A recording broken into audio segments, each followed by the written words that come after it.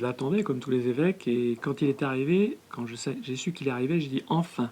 C'était ma première action, parce que ça fait quand même des années que les évêques travaillent sur ces questions, que l'on essaie de mettre en place de la prévention, que l'on écoute les victimes. Et au fond, il y avait toujours une suspicion des fidèles en disant mais les évêques nous cachent des choses, ils n'avancent pas. Et donc, pour moi, ce qui était important, c'est de faire la vérité. C'est-à-dire qu'on arrive à savoir exactement ce qui se passait. Et puis après, ma deuxième réaction, évidemment, c'était plus difficile, c'est de voir l'étendue des dégâts. Le premier chiffre qui m'a frappé, c'est l'estimation de 5,5 millions de jeunes, d'enfants qui ont été abusés depuis 70 ans. Et parmi ces 5 personnes, dans toute la société, évidemment, mais que dans l'Église, il y a eu 216 000 par des prêtres et des religieux, qu'il y a eu également 114 000 par des laïcs au sein de l'Église, donc des professeurs, enseignants. Tout ça, évidemment, est très, très choquant. On se rend compte de l'ampleur de la chose. En fait, nous avons travaillé avec la SIAZ. C'est elle qui nous a posé un certain nombre de questions.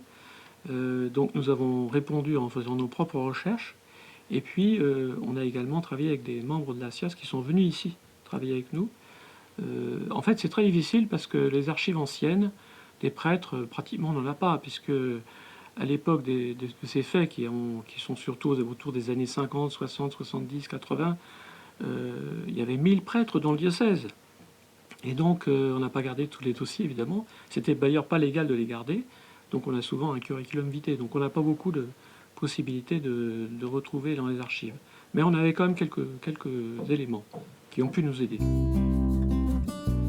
Alors, effectivement, le 5 octobre, là, j'avais annoncé qu'il y avait 22 agresseurs qu'on avait repérés depuis 1950. Et en fait, aujourd'hui, comme on a eu d'autres qui sont arrivés depuis, on serait plutôt autour de 26, 27. Voilà. Il y a des prêtres diocésains, mais il y a aussi des religieuses, même des laïcs qui sont auteurs de ces faits également. Moi, j'ai rencontré un certain nombre de victimes. J'ai compté qu'il y en avait au moins 7, dont plusieurs dans le diocèse de Bordeaux.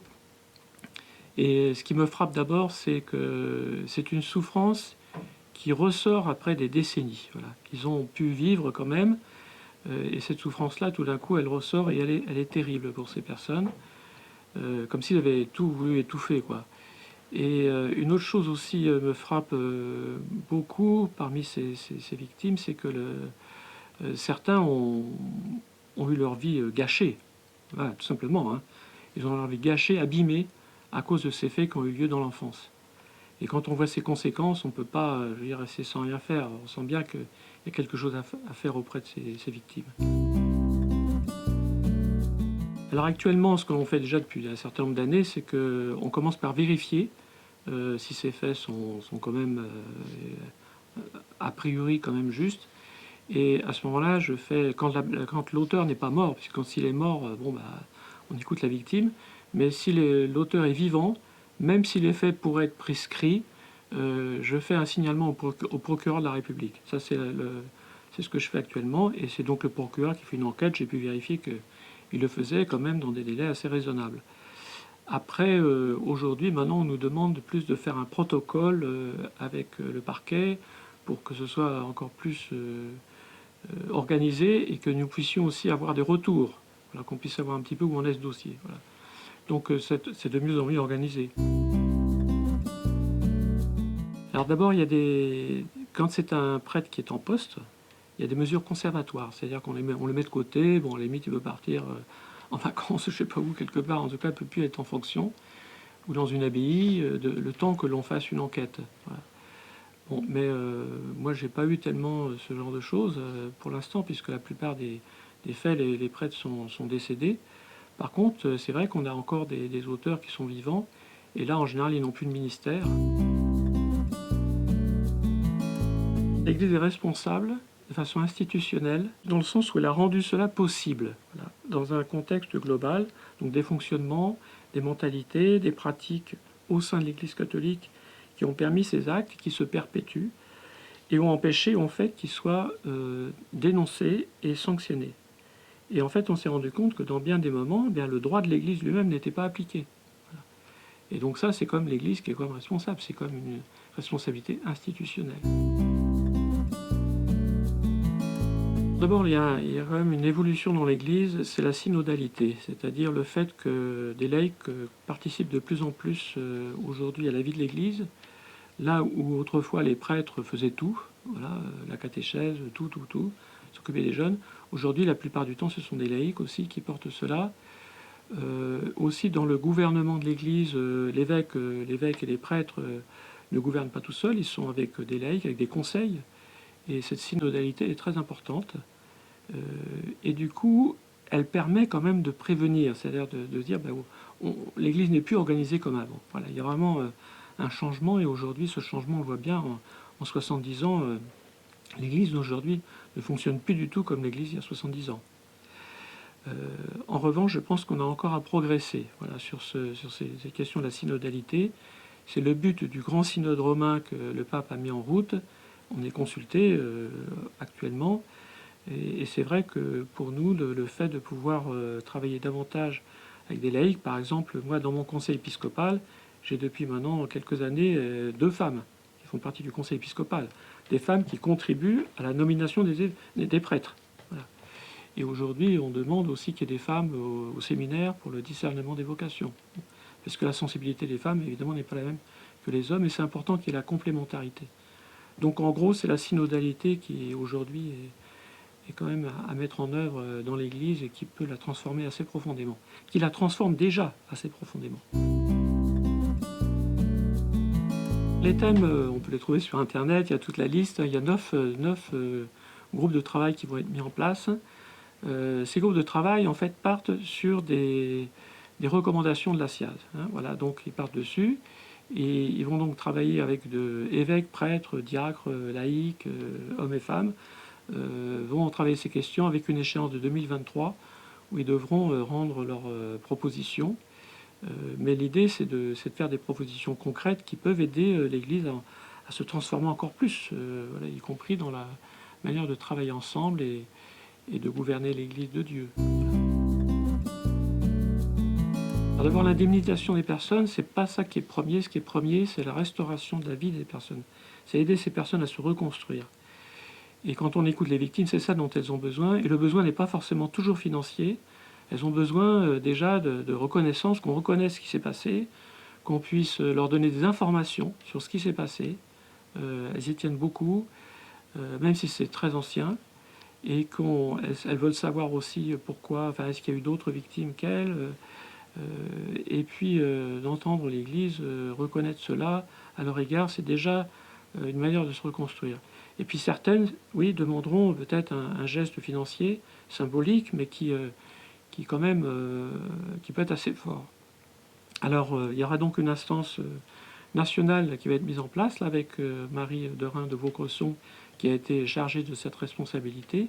Elle va mettre en place son équipe. À partir du mois de janvier, elles vont commencer à traiter les dossiers. Et donc les personnes victimes pourront s'adresser à elle pour obtenir une réparation. C'est pas toujours réparable, hein, tout ce qui s'est passé, mais au moins les aider à se reconstruire. Alors après, c'est elle qui décidera un petit peu les choses, la manière dont ça se fera. Et les sommes aussi à verser, voilà, ce ne sera pas des millions non plus, mais ce sera quand même des sommes conséquentes. Et l'argent, en fait, ne peut pas être pris, c'est pas possible, sur le denier de l'Église et sur l'argent qui sert, que les gens donnent pour la mission de l'Église. Voilà, ça c'est une chose qui ne peut pas être touchée. En revanche, on a créé un fonds dédié, donc qui va servir qui va servir pour dédommager les victimes. Et ce fonds va être alimenté essentiellement par, d'abord, quand il y a des legs d'auteurs des faits, ça me semble la première chose, c'est d'abord peut-être à eux de payer, et puis aussi des dons. Alors, si les fidèles veulent donner pour ça, pour cette œuvre, c'est toujours possible, mais on ne leur demandera pas, on ne fera pas appel à eux, c'est vraiment un don volontaire. Voilà. Et puis surtout sur l'immobilier, pour des immeubles qui ne nous servent plus ou qui ne servent pas à la mission, parce qu'on ne peut pas non plus empêcher la mission de l'Église. Mais par contre, si on a des bâtiments qui sont sous-occupés ou autres, on a à s'interroger et à accepter aussi de vivre plus pauvrement pour que justement on puisse faire vivre aussi ces personnes. le tribunal pénal national a pour but de décharger les évêques de cette tâche difficile, parce que les évêques ont trop de choses sur le dos. Le rapport de la SIAZ le précise vraiment très bien, à savoir que nous, on doit être à la fois comme évêques, on fait partie du presbytérium des prêtres, voilà, donc on est avec eux comme des frères, comme des pères aussi, on doit en prendre soin de nos prêtres, et en même temps, lorsqu'il y en a un qui fait du mal, eh bien on est chargé d'être à la fois son juge, son avocat, on est tout à la fois. Et ça, c'est pas normal. Et c'est très lourd pour les évêques, parce que c'est eux qui préparent les dossiers. Quand il y a un dossier à faire pour la congrégation de la doctrine de la foi, c'est nous qui faisons ça, et je trouve que c'est trop lourd. Et là, de décharger les évêques en disant, ben non, ça va être un tribunal indépendant, national, qui va s'occuper de ça, pour nous, c'est très important, c'est un confort. Voilà. Ça nous situera mieux vis-à-vis de nos prêtres, et on ne sera pas jugé parti. Pour la prévention dans le diocèse, par exemple, on a mis déjà en place des choses, on a déjà fait des réunions. Il y a 5 ans, on avait déjà fait une première réunion avec tous les acteurs de la pastorale, avec le procureur de la République de Brest, avec un psychiatre. On en a refait une autre en 2019, mais on s'est rendu compte que ce n'était pas suffisant. On prépare un module en fait, de formation qui puisse être intégré à toutes les formations que suivent les laïcs. Voilà. Les prêtres, de leur côté, c'est déjà en place, puisqu'au séminaire, il y a déjà une transformation, et maintenant, ils suivent des sessions de formation. Au séminaire, il y a maintenant une grande attention au discernement, y compris sur la question psychologique des candidats. Donc ça, c'est des choses qui n'existaient pas avant, et qui ont été mises en place déjà depuis un certain temps. Mais ça va continuer. Et par contre, dans le diocèse, eh ben, on va suivre un petit peu les préconisations que nous avons données pour les évêques là, sur la prévention, à la fois une charte que pourront signer tous les groupes qui organisent des camps avec des jeunes, etc. Et s'ils signent la charte, ça veut dire qu'ils s'engagent sur un certain nombre de points à respecter, de vigilance, de précaution, d'attention, etc., qui permettront évidemment d'avoir énormément d'attention, de précaution vis-à-vis de ces personnes. Je crois que c'était fait un peu nulle part. Il y a quelques endroits peut-être où ça se faisait dans la société, mais en tout cas nous c'était pas du tout dans la pratique. Et moi je trouve que c'est très bien, puisque on l'a voté sans problème, parce qu'effectivement c'est une bonne manière déjà c'est une première vérification, ça suffit pas, mais au moins c'est un minimum quand même. Le mémorial, ça contribue aussi pour les victimes à assumer ce qu'ils ont vécu. Voilà. Et pour nous, c'est très important un mémorial parce que ça nous rappelle à chaque fois ce qui s'est passé pour ne pas recommencer. Et quand on a vécu une épreuve comme celle-là, c'est important que, y compris pour les générations qui suivront, eh bien qu'ils se souviennent qu'il y a eu ça et que ça, c'est intolérable. Ça ne doit jamais se reproduire. Voilà. Donc ça, c'est la première chose. Et deuxièmement, pour nous, un mémorial, c'est évidemment au niveau de la foi aussi, c'est-à-dire de nous rappeler de prier aussi pour les personnes victimes, prier pour ceux qui souffrent, et voilà, on s'associe aussi à leur souffrance d'une certaine manière, et je trouve que c'est très important. Voilà. Donc à Lourdes, on a fait un premier petit mémorial, il y en aura sûrement un plus grand, et dans le diocèse, moi aussi j'ai des idées sur un mémorial que l'on pourrait faire quelque part. Il ne faut pas oublier que le rapport aussi précise que dans leur calcul, ils se sont rendus compte qu'il y avait à peu près 3% des prêtres et des religieux qui étaient responsables. 3%, c'est beaucoup, parce que c'est trop, il y a beaucoup de souffrance. Mais ça veut dire qu'il y a quand même 97% de prêtres et de religieux qui sont généreux, qui vivent leur ministère vraiment en se donnant à fond et avec une foi très profonde et qui apportent énormément de bien. Deuxièmement, l'Église, c'est pas seulement les prêtres et les évêques et les religieux, c'est tous les fidèles laïcs. Et dans l'Église, on sait bien qu'il y a énormément de choses qui se font, c'est merveilleux. Et quand nous étions à Lourdes, on a eu des représentants de tous les mouvements qui sont venus partager avec nous, et on sentait vraiment qu'il se passe beaucoup de choses de bien dans l'Église aujourd'hui. Voilà. Et c'est ça qu'il faut regarder. On n'est pas non plus dans la désespérance. On se rend compte que l'Église aussi a beaucoup de bien à faire aujourd'hui. La première chose qui est importante, je crois, c'est déjà de rentrer dans cette synodalité. C'est-à-dire que chacun participe aux propositions Et actuellement, nous avons donc dans le diocèse cette démarche de devenir chrétien en famille avec des questionnaires. Il y aura aussi le synode romain, donc que chacun puisse répondre, puisse apporter sa contribution. C'est une première chose qui est très importante. Je pense que ça aidera tout le monde. La deuxième chose, c'est que nous avons tous, au fond, à grandir en sainteté.